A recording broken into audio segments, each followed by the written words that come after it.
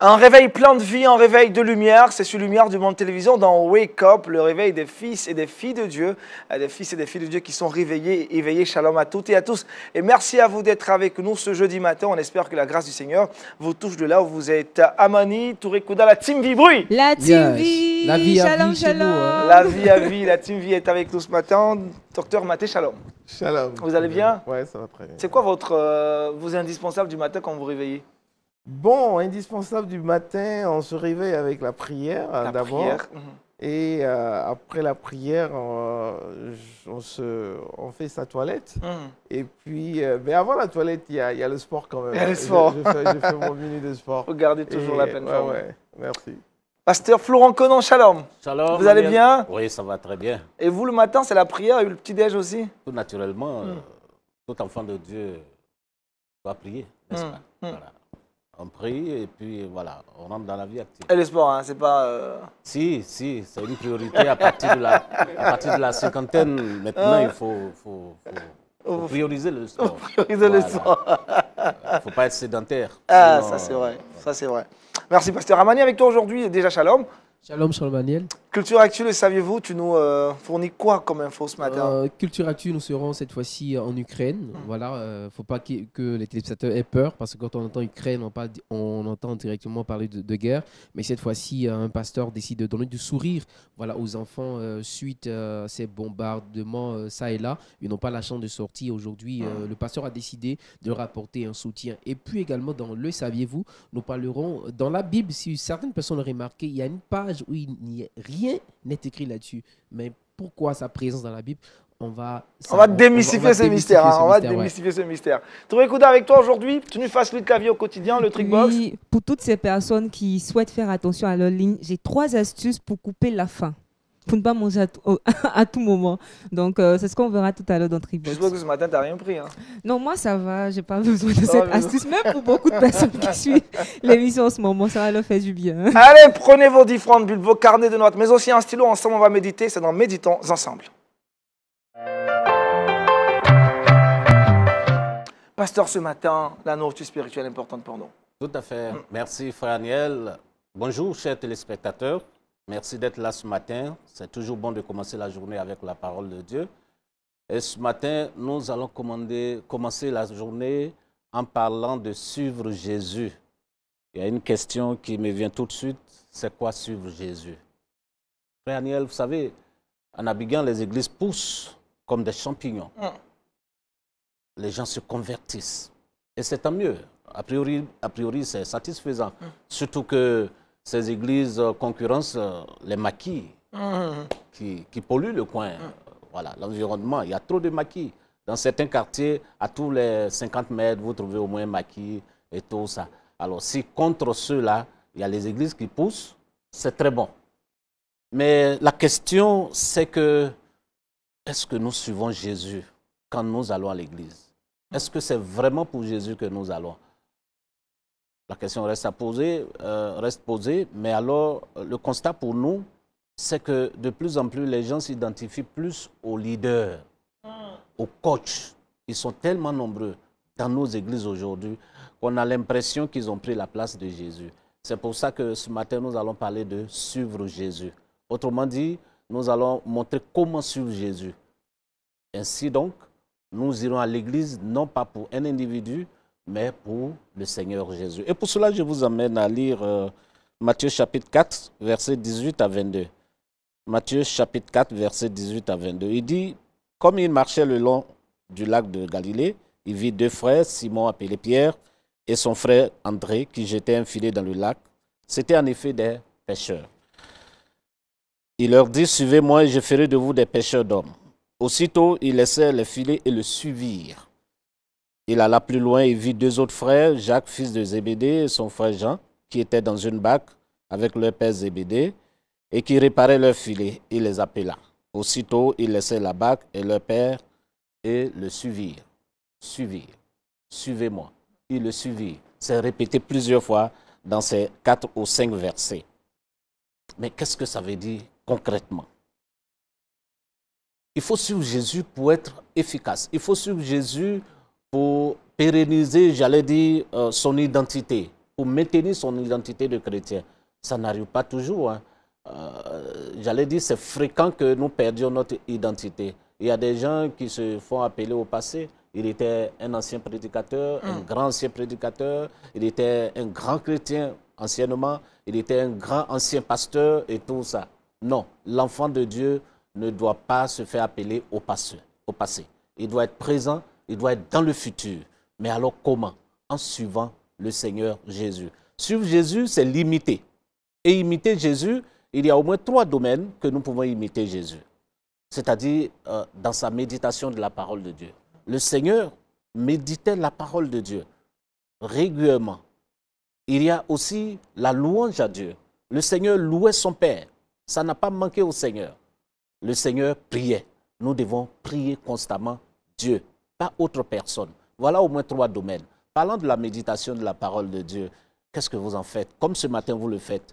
Très tôt, nous disons merci à Dieu d'avoir inspiré cet homme qui nous a donné LMTV comme un canal d'instruction, de bénédiction et de méditation qui vous permet, vous, d'être là ce matin parce que vous entendez au moins un pasteur vous parler. Mais en dehors de cela, qu'est-ce que vous faites avec la parole de Dieu? Est-ce que vous vous donnez l'occasion de méditer cette parole-là? Le Seigneur le faisait régulièrement. Et c'est pourquoi, si vous suivez Jésus, vous devez l'imiter dans ce domaine. Et la louange alors? Le Seigneur n'a jamais prié sans louer son Père.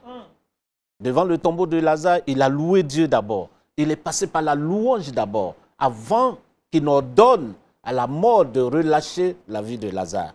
La louange, qu'est-ce que vous en faites? Les gens ont trop de sujets de prière aujourd'hui. Ils sont trop occupés à prier le Seigneur, à demander au Seigneur, à faire des requêtes au Seigneur, au lieu de le louer. Dieu a besoin qu'on le loue. Suivre Jésus exige qu'on loue son Père. C'est ça qui touche son cœur, louer Dieu. Et puis ensuite, il faut prier. Il faut prier, il faut confier sa vie à Dieu. Il faut lui parler. Il faut écouter Dieu te parler aussi. C'est ça, suivre Jésus. C'est cela aussi, imiter Jésus. Jésus ne manquait pas très tôt de se retirer pour aller faire sa méditation, pour aller faire sa louange, pour aller faire sa prière. Et très tard, de quitter ses apôtres pour aller aussi prier. Il a prié, il a pleuré devant des situations. Vous vous rappelez de cet épisode dans le jardin de Gethsémani? Il a pleuré parce que le sujet exigeait qu'il pleure. Il demandait à Dieu de le sauver d'une situation très, très, très douloureuse. Donc la prière, elle est importante. Quand il faut prier, il faut prier. Quand il faut louer Dieu, il faut louer Dieu. Quand il faut méditer la parole de Dieu, il faut la méditer. Voilà au moins 3 domaines dans lesquels on peut imiter Jésus. Et le faisant, nous serions en train de suivre Jésus. Suivre Jésus. Jésus nous a appelés pour que nous le suivions. Vous avez vu, ses apôtres, chaque fois qu'on mentionnait qu'il adressait un appel, ils s'en suivaient le fait qu'ils l'ont suivi. Ils le suivirent. Ils le suivirent. Et vous, est-ce que vous suivez Jésus? Ou alors vous suivez votre église? Ou alors vous suivez votre leader? Non, ça ne vaut pas la peine. Suivons Jésus. Voilà la parole ce matin, frère Aniel, que je voudrais partager avec le peuple de Dieu. Amen. Merci, pasteur Florent Conan. Suivre Jésus, le thème donc, que le pasteur a abordé. Docteur Mathé, c'est dire que suivre Jésus répond à des disciplines, à des devoirs. Mais bien sûr, c'est un système de devoirs et de responsabilités, mais également ce que nous attendons du Seigneur. Suivre est difficile parce que quand on suit, on devient le modèle de tout ce que la personne fait. Et souvent, nous nous retrouvons parfois influencés par le monde et on se trouve dans un groupe d'amis qui vont de ce côté, qui n'est pas vraiment suivre Jésus. Qu'est-ce qu'on fait? On a des choix à porter et on comprend alors quand certains des disciples ont renié. Parce qu'à un moment, ils ont choisi de suivre le monde que de suivre Jésus. C'est là on parle de renier. Mais après, ils sont revenus.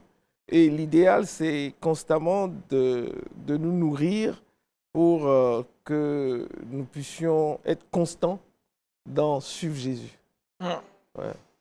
Amani, Touré Kouda, vous suivez Jésus, vous êtes certain? Oui, moi je suis le Seigneur Jésus en tout cas. Voilà. Mais moi j'ai une question. Vas-y. Tout à l'heure, le pasteur parlait et il disait que Jésus-Christ louait son Père.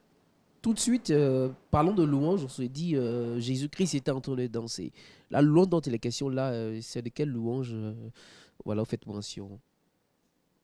Ben, la louange, ce n'est pas toujours le tambour, bien la trompette, ce n'est pas la musique seulement, non. C'est dire les bienfaits de Dieu. Seigneur, je te loue de ce que tu m'exauces tous les jours. Ça, c'est la louange à Dieu. Au lieu de passer le temps à murmurer, à se morfondre, il faut bénir Dieu. C'est ça aussi la louange à Dieu.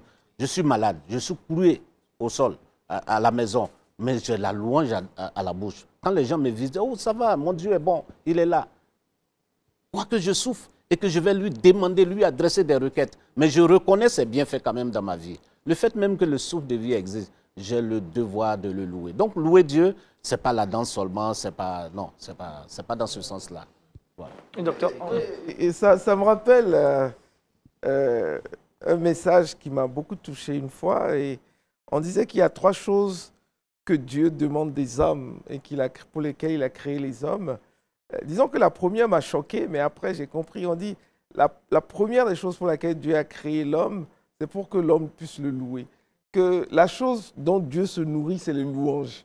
Que quand tu es là, tu le loues, tu dis « Ah, tu es merveilleux ». On dit son cœur se réjouit. Donc, c'est la première raison pour laquelle. Et c'est pour ça qu'il dit il est un Dieu jaloux. Puisque quand tu vas louer autre chose, il te dit mais c'est pas pour lui que je t'ai créé, c'est pour toi. C'est la louange. Et que la deuxième chose, on disait que la deuxième chose pour laquelle il a créé l'homme, c'est que l'homme obéisse. Est-ce que vous voyez? Et donc, c'est pour ça qu'il a dit l'obéissance vaut mieux que les sacrifices. Donc, il dit que l'homme l'obéisse. Et la dernière chose, c'est que l'homme soit l'architecte à ses côtés. Et dans ce sens, je pense que c'est pour cela, on est préparé pour le futur, au fait. Puisqu'il dit, créons l'homme à notre image, à notre ressemblance. Et d'être aux côtés du Père, après, dans le royaume, pour continuer l'œuvre du Père. Donc, effectivement, la louange... Et souvent, nous les chrétiens, moi j'ai constaté ça récemment, on oublie, et je pense que c'est le diable qui fait ça. C'est-à-dire qu'on oublie la louange. C'est-à-dire que nos prières deviennent des prières. Merci Seigneur, pardonne-moi, merci Seigneur, pardonne-moi mes péchés, donne-moi ceci, etc., etc. Oui, etc. Ou bien j'intercède. Mais le côté louange où on doit passer du temps pour le glorifier, pour dire Seigneur, vraiment, tu es le plus fort, tu es le ceci, etc. On oublie cette partie. Oh, c'est de ça qui se nourrit, au fait. C'est la plus importante d'ailleurs, l'essentiel. Je vous donne une question, pasteur? Correct. Tout a été dit, je pense que tout a été dit. Peut-être revenir rapidement sur le fait que le peuple d'Israël, à un moment donné, se plaignait du fait qu'il n'est pas de roi de manière physique. Et moi, j'étais choquée de voir que Dieu était contre leur désir. Pourtant, ils veulent un roi de manière physique et pour cela, Dieu a suscité Saül, c'est ça, pour être roi. Et moi, je me suis dit, dans une société où aujourd'hui, on cherche des mentors, on se dit, sans mentor, je ne peux pas réussir. Pour moi, le plus important, c'est d'avoir Jésus-Christ comme mentor dans sa vie. Avec lui, on peut faire des exploits, tout simplement. Pasteur Florentine, d'où vient aujourd'hui la dérive de fait que beaucoup de chrétiens vont à l'église, ils sont collés à leur mentor, à leur pasteur qui deviennent des coachs, sans pour autant être connectés à Christ? Je pense qu'il manque d'affermissement. La conversion, il y a quelque chose qui a manqué. Quand, par exemple, vous allez à l'église parce que vous avez été guéri d'une maladie, venez, arrêtez de souffrir. Et dès que vous rentrez déjà, on vous apprend qu'à l'église, on ne souffre pas. Celui qui souffre, il est maudit, il a un péché, et tout, et tout, et tout. Et donc, parfois même le leader se présente comme le substitut de Dieu. J'ai entendu quelque part dire que, où est-ce que vous connaissez Dieu? Adressez-vous à votre prophète et votre prophète s'adresse à Dieu. Donc, vous voyez, il y a la culture aussi qui fait ça. Dans certaines cultures, il y a toujours un intermédiaire, le sacrificateur. Donc, on ne peut pas avoir accès à Dieu directement. Et donc, le pasteur est vu, ou bien le leader, il est vu comme cet intermédiaire-là. Or, la Bible dit qu'il y a un seul médiateur, c'est Jésus, entre nous et Dieu. Les hommes, nous sommes tous des sujets. Donc, on ne doit pas se substituer à Dieu ou encore moins à Jésus. Voilà qui est bien clair. Parce que vous avez prié pour nous ce matin, demandez au Saint-Esprit de nous aider à le suivre réellement et à réellement tout abandonner pour être au service et à l'obéissance du Seigneur Jésus. Honneur à toi, Dieu, notre Père, pour ton amour dans nos vies. Merci de ce que chaque matin, tu cherches à nous ramener à la vérité. Et ce matin encore, ta parole nous enseigne que nous devons nous tourner vers toi. Nous devons nous contenter de te suivre. Seigneur, merci pour ce rappel. et donne-nous la plénitude de ton esprit afin de pouvoir te suivre jusqu'au bout, quelles que soient les difficultés, comme l'ont fait les premiers disciples. Seigneur, donne-nous ce caractère-là et donne-nous cette volonté. Au nom de Jésus-Christ. Amen.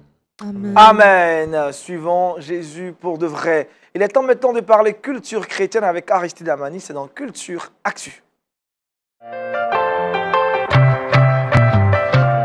Amani, avec toi aujourd'hui, on part en Ukraine. En Ukraine, voilà, comme je le disais tantôt, hein, ce n'est pas la peine d'avoir peur. Voilà, il y a une bonne nouvelle là-bas. C'est vrai que quelque part, suite à ces instants de guerre entre l'Ukraine et la Russie, c'est vrai que c'est pas facile pour les parents et encore moins les plus petits parce qu'ils n'ont pas l'occasion de sortir, s'amuser un peu. Mais il y a un pasteur également qui, voyant cela, qui a la compassion de Christ. Il s'appelle le pasteur Igor Kaminev. Il a décidé d'aller apporter le sourire à ses enfants parce qu'il faut dire que à cause de ces instants de guerre, les enfants n'ont pas pu fêter la Noël. Voilà, donc le pasteur, en ce jour-là, je crois, a décidé de leur apporter un peu de sourire en leur apportant des présents, voilà, des cadeaux. Et il est allé jusqu'à même vendre sa robe pastorale pour de kakis, pour donner des kakis à des enfants. Parce que pour lui... Ça coûtait combien sa robe pastorale? Bon, il n'a pas... C'est quel type de robe qui... Voilà, il n'a pas... Il vend aux enchères, je suppose. Donc, il faut dire qu'il faudrait vraiment, en toute occasion de cause, apporter. Il faut être un dispensateur de joie. Comme le pasteur, on parle et de suivre Jésus-Christ, être également un imitateur de Christ. Jésus-Christ a toujours distillé la joie partout où il est passé. Et le pasteur n'est pas mis à côté de cela. Il a fait comme Christ, il a apporté la joie pour ces différentes familles. C'est vrai que ce n'est pas facile, mais quoi qu'il advienne, le peu que tu as, il faut partager avec celui qui certainement n'en a pas. Et en cela, Dieu reconnaîtra que tu es de lui et il te bénira encore plus. Un exemple donc à suivre. Ouais. Docteur Maté, un mot? Ben, c'est... Parce que le don de soi, au fait, les Africains, les Noirs, du sommet du leadership, on va parler du leadership tout à l'heure, du sommet du leadership, on nous enseigne plutôt à tendre la main. Ouais. Est-ce que vous voyez? Et par exemple, quand vous prenez, quand il y a eu la Covid, la première réaction des leaders africains, c'est d'aller en Europe, c'est d'aller aux États-Unis, demander des prêts, etc. Et le leader emprunt et déteint sur la population. Et si tu regardes aujourd'hui les jeunes, que ce soit les jeunes Ivoiriens, les jeunes Ivoiriennes et partout en Afrique, quand on leur demande de faire quelque chose, ils disent « je ne peux pas, je n'ai pas l'argent, je n'ai pas ceci, donne-moi ». Donc on nous apprend constamment à tendre la main. Et je suis toujours très content quand, par exemple, il y a des pasteurs, je ne vais pas citer des noms, ici même en Côte d'Ivoire, commencent à aller dans d'autres pays pour aller faire des dons, etc. Parce que c'est en donnant qu'on reçoit, au fait. C'est en donnant qu'on reçoit, donc, et on a toujours quelque chose à donner. Il a donné son manteau, comme sa robe pastorale, on a toujours quelque chose à donner. Élisée, bon, il donne son manteau. Donc, on a toujours quelque chose à donner, on a son temps, on a des choses à donner. Super. Ouais. Pasteur Florent, vous avez une robe? Oui. Quand comptez-vous la vendre pour nos frères? Oui, si l'occasion se présente, écoutez, on va la vendre. La robe, on l'a juste pour le service. Yes. Et le meilleur service, c'est de servir l'autre. On sert Dieu à travers l'autre. La Bible même dit, atteste clairement que la vraie religion, c'est de prendre soin des orphelins, des veuves. Autrement dit, des nécessiteux. Et donc, autant qu'on peut, il faut le faire. Il faut le faire. Amani, autre chose à savoir? Oui, il faut savoir que, bon, c'est le message qu'il faut tirer. Hein. Il faut faire du bien. Il faut faire du bien autour de nous. Et Dieu nous bénira. Certaines personnes, il ne faut pas juger l'aspect d'une personne qui certainement traverse des moments difficiles, des difficultés. Maintenant, il ne faut pas te réjouir de ta situation. La vraie réjouissance, c'est d'apporter ce que tu as à l'autre qui n'a pas. Et Dieu te bénira assez. Voilà. Donc, suivons cet exemple du pasteur Igor Kaminev qui a vraiment apporté la joie à ses enfants là-bas en Ukraine. Merci, Amani. Il est temps maintenant pour nous d'échanger avec notre invité du jour, le docteur Samuel Maté. On parle de leadership, c'est avec notre invité, c'est maintenant. Docteur Maté, le leader et sa parole prononcée, ou la parole prononcée. Ben, écoutez, le chrétien, premièrement, ce que nous devons comprendre, le thème leadership, qui veut dire montrer l'exemple, au fait. Et c'est pour ça que nous disons que tout chrétien doit être un leader, en fait. Tout chrétien est appelé à être un leader parce que tout chrétien est appelé à montrer l'exemple. Le leader, c'est celui qui montre l'exemple, c'est celui qui motive. Donc souvent, on est dans cette posture de se dire que le leader doit être le pasteur, le responsable de la chorale, le responsable des jeunes, ou bien dans mon entreprise, le leader. Non, nous sommes tous des leaders, à quelque niveau que ce soit. Et nous devons démontrer ce leadership. Et dans l'actualité, cette semaine, je me rends compte que, je me rappelle, j'avais un de mes conseillers spirituels, appelons-le comme ça, qui disait que, au fait, on doit montrer la Bible, la parole de Dieu aux hommes comme le manuel que le Créateur leur a donné sur eux-mêmes. Exactement. Est-ce que vous voyez? Donc, et je me rends compte que tout ce qui se passe dans ce monde, de scandales où les hommes non chrétiens ont des problèmes, tu te rends compte qu'à chaque fois, c'est parce qu'ils n'ont pas suivi un enseignement de la parole de Dieu. Je répète, les hommes non chrétiens de ce monde, chaque fois qu'ils ont des problèmes, si vous vous asseyez et vous observez, c'est parce qu'ils n'ont pas obéi à un principe biblique. Je répète encore. Allez-y, une troisième fois. Une troisième fois. Asseyez-vous, regardez, pas les chrétiens, les non-chrétiens, les gens du monde. Quand ils ont des problèmes, c'est parce qu'ils n'ont pas suivi une parole de la Bible.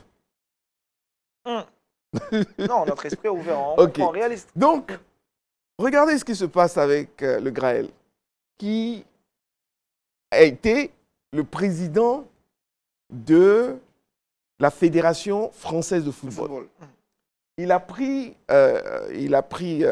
fonction en 2011. Et apparemment, c'est l'artisan. C'est-à-dire que tout le monde reconnaît aujourd'hui en France que c'est lui qui a mené le football français de là à là. Les 2 Coupes du Monde et tout, etc. Et c'est lui qui a tout transformé. Est-ce que vous voyez? Et la parole de Dieu nous dit 2 choses. Que la réputation, on prend des années pour la construire. Mais elle peut se détruire en quelques secondes. Ça, c'est la première parole. Et la deuxième parole, c'est Jacques chapitre 1, verset 19, qui nous dit « Soyez lents à parler ». Est-ce que vous voyez? On dit « plus à écouter ». Et il y a la semaine passée, tous les Français, tout le monde sait que, bon, pas tous, mais la majorité des Français admiraient Zinedine Zidane, qui a été un des meilleurs footballeurs français, mais je crois qu'il est d'origine algérienne, et qui est parti de manière très disparate de la scène footballistique, en donnant un coup de tête à quelqu'un, en se bagarrant avec quelqu'un sur le terrain. Et donc, mais pourtant, on l'a admiré parce qu'il a amené la France à gagner des coupes. Et Zinedine Zidane, après, est parti faire d'autres choses. Il a quitté la France, il est parti dans d'autres pays. Donc, les Français avaient un petit ressentiment et une admiration à la fois parce que, oui, c'est lui qui nous a amenés à la Coupe du Monde, c'est lui qui nous a amenés, mais il nous a déshonorés un peu en se battant sur le terrain et puis en quittant la France pour aller entraîner d'autres. Et en tant que leader, le Graël, le président de la Fédération française de football, a exprimé par sa langue quelque chose que beaucoup de Français ressentaient. On lui a demandé « Et Zinedine Zidane ?» Il dit « Zinedine Zidane, je m'en fous de lui. » Yes, c'est ce qu'il a dit. Je m'en fous de lui, il peut... Même s'il m'appelle, je ne vais pas décrocher, il n'a qu'à aller là où il veut, en France ou ailleurs, je m'en fous de lui. Je vous assure que ces quelques paroles l'ont fait écrouer et ont entraîné la fin de sa carrière. Yes. Parce qu'il n'a pas pu se contenir et ceux qui l'attendaient en guet-apens se sont jetés sur ses paroles pour dire mais comment quelqu'un qui nous a amené à la Coupe du Monde, qui a fait ceci, etc., tu parles comme ça, c'est toi le leader. Toi le leader, tu ne dois pas parler comme ça, tu dois donner l'exemple. On fait ceci. Donc ça a commencé à pleuvoir seulement. Et de là, d'autres personnes sont commencé à dire, d'ailleurs même le Graël, il est un raciste.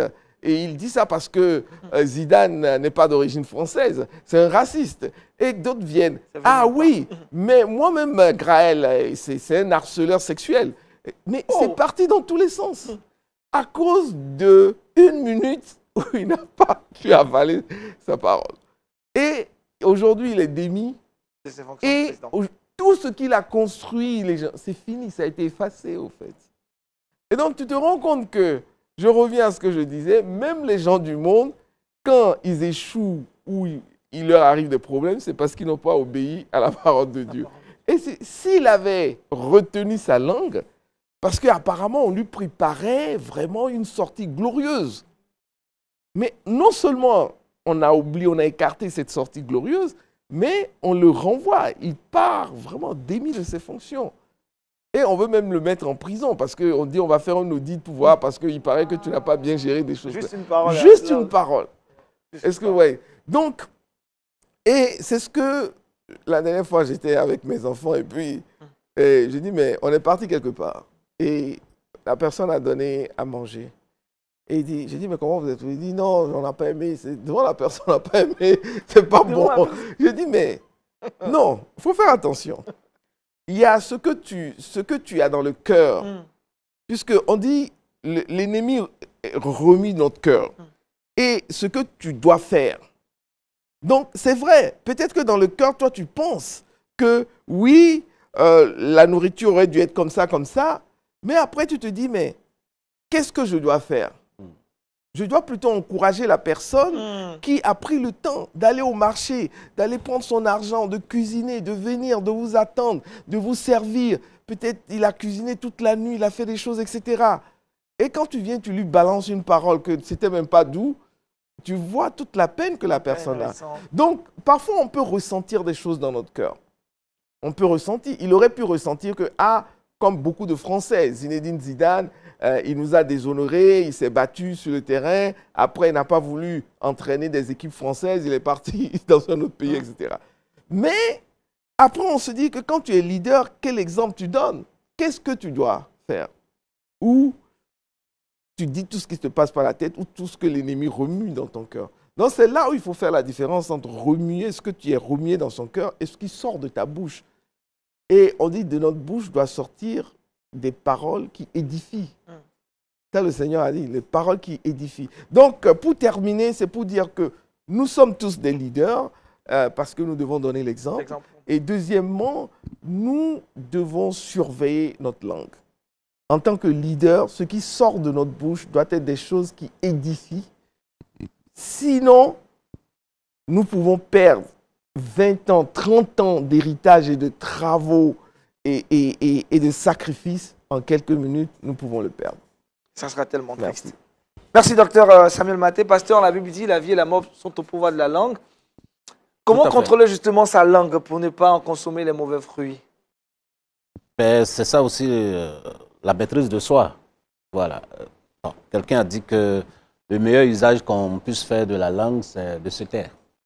De ne plus parler, pasteur. On ne doit plus parler. Voilà, tu ne parles pas et ça vaut mieux que de parler et puis dire des choses comme ça qui vont vous condamner. Voilà. Et donc, il faut avoir la maîtrise de soi. C'est ça le leader. Le docteur le disait là.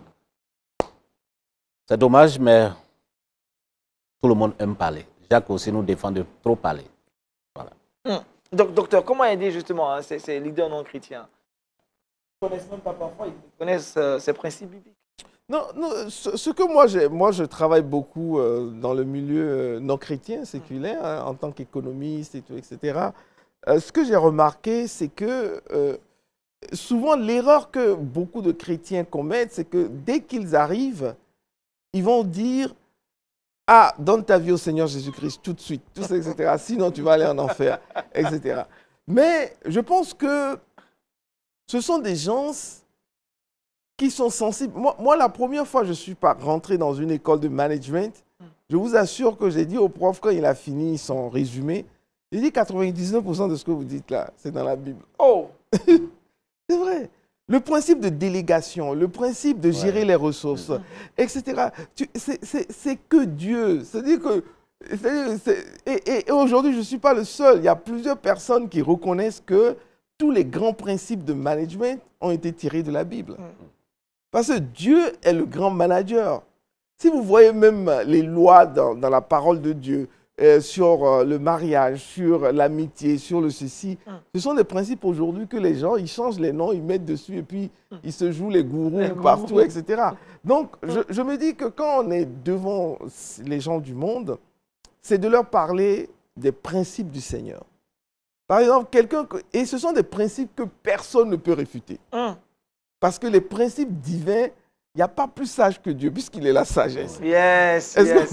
Donc, quand tu viens, que tu dis au gars, comme on l'a dit, retiens ta langue, je ne vois pas un leader qui va contester ça. Quand tu dis retiens ta langue, je ne vois pas un leader qui va contester ça. Et quand après, tu lui dis, mais tu sais d'où j'ai tiré ça? Il va dire d'où? Il faut prendre le livre là. Voilà. Quand il va lire ça, c'est pas possible. Il y a ça là-dedans. Donc, il va commencer en fouillant à tomber sur des parties qui vont toucher son cœur. Donc, je pense que c'est un peu ça, au fait. Et donc, pour ça, il faut que nous-mêmes, on maîtrise la parole pour savoir que, mais la chose que j'aimerais que les spectateurs partent pour mon intervention au-delà du leadership sur la parole donnée, c'est que tout ce que les hommes commettent comme erreur, ils tombent dans le monde, c'est parce qu'ils n'ont pas suivi une parole de la Bible. Donc, aller vers eux avec des paroles de la Bible, des sagesses de la Bible. Voilà qui est bien clair. Touré, Kouda, Amani, question au docteur? Pas une question. Oui, pas une question, c'est juste un constat. Et ça me fait plaisir de voir qu'on n'a pas associé la femme au fait de beaucoup parler. Parce que généralement, nous, les femmes, pas trop. Mais là, c'était généralisé. Oh, gloire à Dieu. Une fois, on n'a pas été accusé, c'est bon.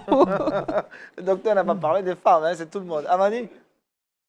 Non, pas vraiment, pas grand-chose à dire. Seulement que les chrétiens doivent bâtir leur entreprise sur la base de la parole de Dieu. Voilà, ça va amener également...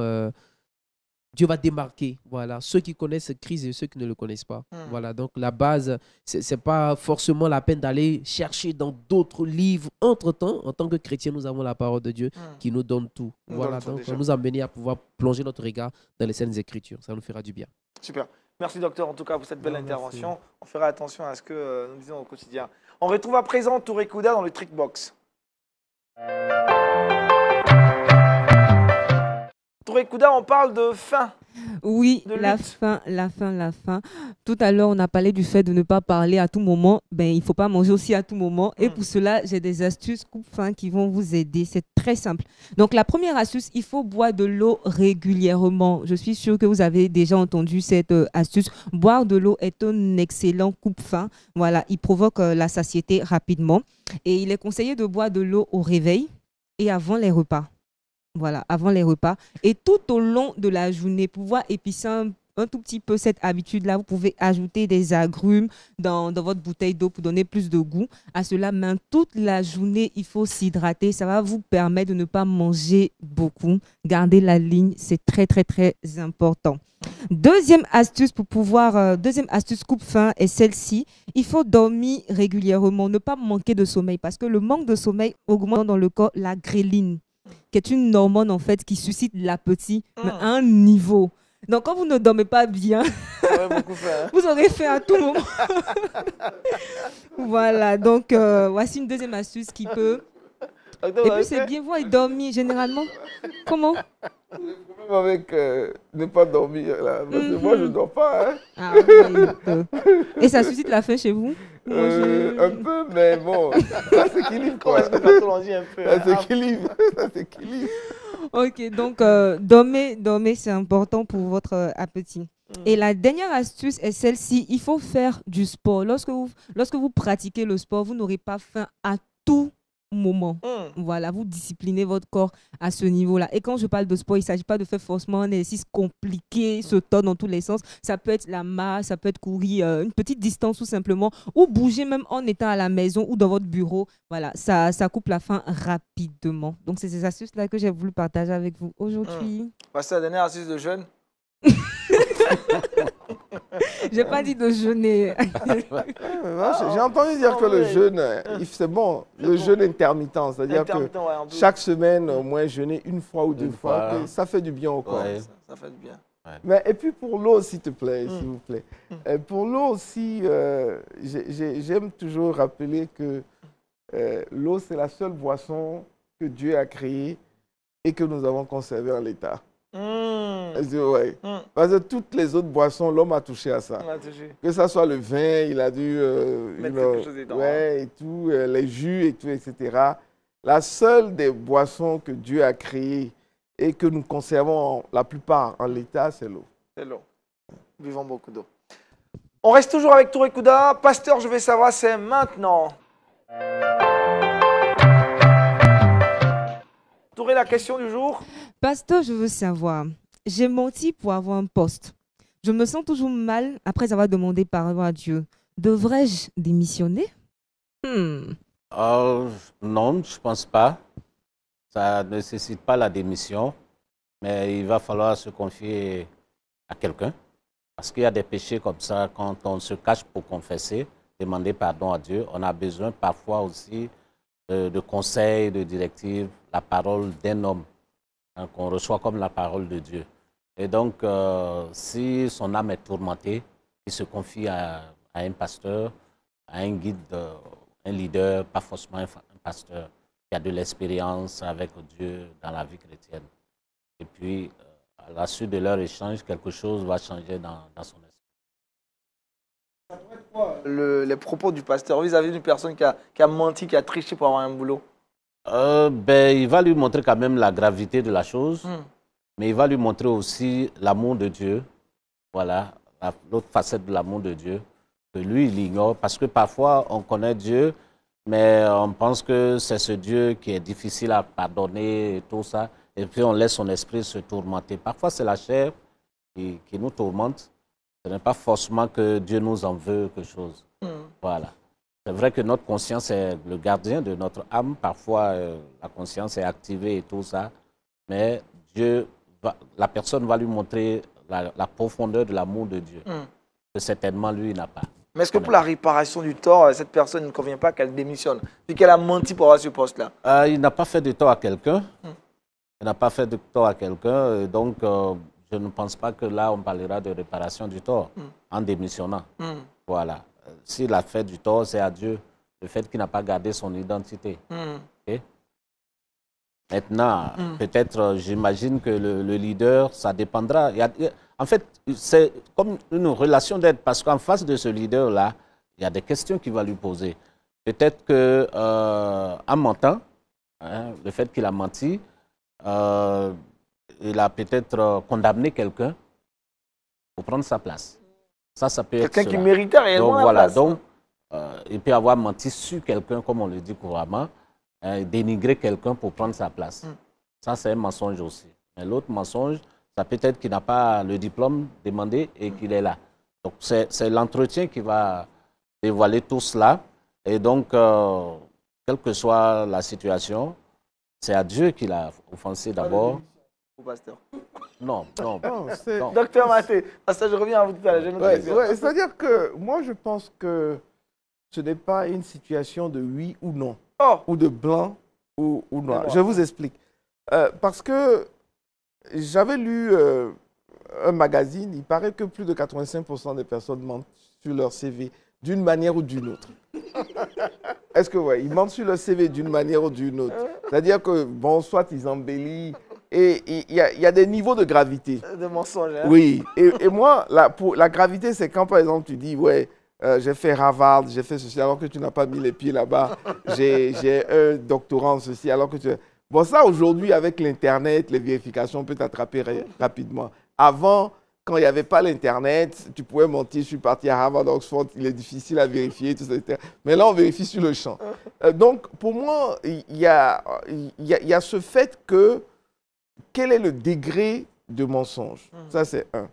Est-ce que c'est juste un embellissement ou bien vraiment ce sont des faits qui sont carrément faux, quoi. Tu n'as pas eu tel diplôme, tu mets que tu as eu tel diplôme. Est-ce que ouais.